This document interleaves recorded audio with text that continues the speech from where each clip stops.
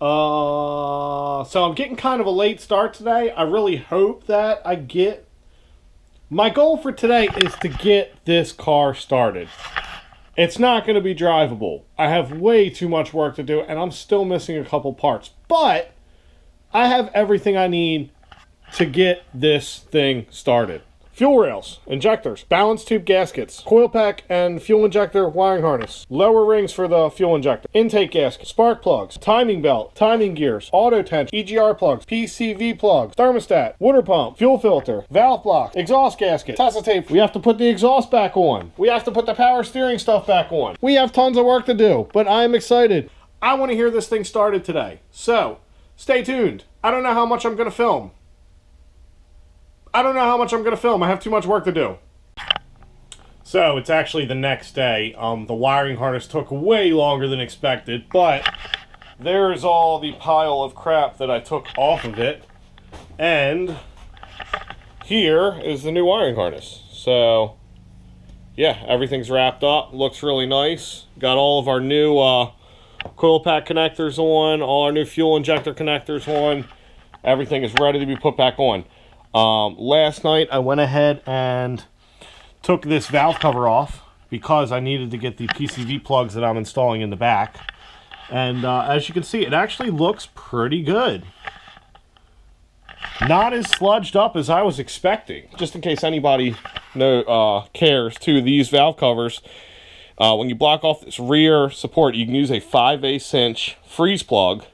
And it fits right in there perfect, and it's super snug. I had to beat those in with a socket, so they're in there for good. Alright, so we're getting ready to put the intake manifold back on. I wanted to show you guys a couple things. First of all, my coolant line simplification, delete, so on, blah, blah, blah. On the driver's side, there was a metal pipe that went across right along this bracket right here. And it stubbed up kind of in this general area down here. And then it went to, came across and went to the throttle bodies and stuff like that. I cut that out, and what I did was, down there in that hole, I don't know if you can see it, but yeah, right there where that hose clamp is, that is going right into the turbo, right down there. So I took that, and we looped it around, and it comes up back here, and it connects back to the water inlet right there. So that completes our circle on that side. Then, on the passenger side, it was a lot simpler. We basically just went from right here, and we came across, and it goes to right there. And all that used to come forward and go through the throttle bodies too and stuff like that. But obviously, we just got rid of all that because we don't need that crap. I also wanted to show you, I got the fuel injectors in. Now, if you use this kit to adapt these new fuel injectors, what you're going to find out is that the intake manifold fits on, no problem. But you're not going to be able to plug this fuel injector in without grinding a little bit off the bottom of your intake manifold. So I want to show you what I did there. So that would be, that injector is right here. And that's what we did. So we just kind of shaved a little angle off there. You can't even tell from the top, but it's going to allow me to plug that connector in right here. Hopefully here today, day 2, we will have this thing started. Alright, so today was not the day. Fortunately, tomorrow is Sunday, so we still have Sunday to get it started, and we're very close. So, as you guys can see, it's looking more like a VG30. I got just about everything on this side. Everything's connected on this side, but we need some fuel line clamps. Got the timing belt on. I think that's all good to go. I also need my caliper to check the clearance on the auto tensioner. So we got to do that tomorrow. And then we got to go ahead and get some of the pipes back on this side, kind of just to match this side so we can get the mass airflow sensor on. But we are very close. Very close. This motor's ugly as shit, by the way. But anyway, tomorrow's another day. Alright, so day 3 now. It's pretty much put back together. I still got to put the intercooler piping on, but I got the mass airflow sensor on, so hopefully it'll be happy with that. Timing belt's done. everything's ready to go. Fuel lines are all done. So I'm ready to go ahead and try to crank this thing.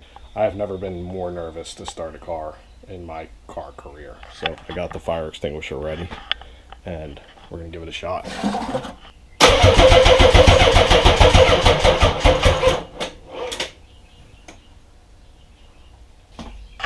Well, first attempt unsuccessful.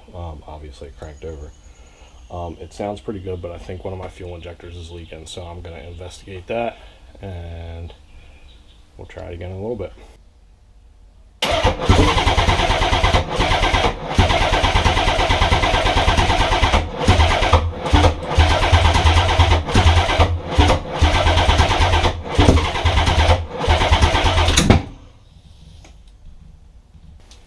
Well, apparently what I thought was a power steering fluid cooler was an oil cooler.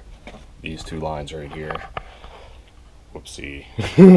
So we're gonna have to put that back in. But yeah, attempt to fail, but it wanted to start. It could be because I have all the piping off, so I might go ahead and try to fix the oil cooler situation and put the pipes back in and then try again. Alright, so I'm back. Had to go take a break.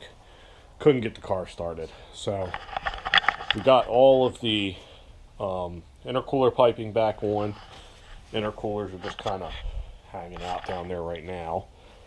But we got all that put back on. Still doesn't want to start. Can't figure out why. I've tried swapping a couple of the coil pack wires. I've tried swapping a couple of the injector wires. Still can't get it to start. So I'm going to mess around again for another hour or so and hopefully we can figure it out.